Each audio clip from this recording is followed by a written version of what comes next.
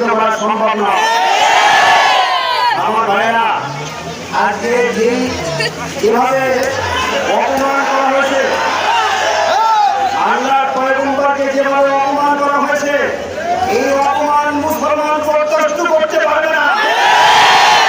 বন্ধুগণ, আমি বলতে চাই, বাংলার জমিনে যারা এই ফ্রান্সের দালাল যারা আছে, সাবধান হয়ে যাও। যদি আমার নবীর বিরুদ্ধে আঙ্গুল উঁচা করা হয়, আঙ্গুল ভেঙে ঘুরিয়ে দেওয়া হবে।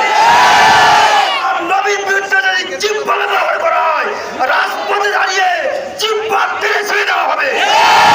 সাবধান হয়ে যাও তোমরা, ওকে ছাড় দেওয়া হবে না। আর কখনো পরাজয় বরণ করতে জানে না, রক্ত দিতে জানে, শহীদ হতে জানে।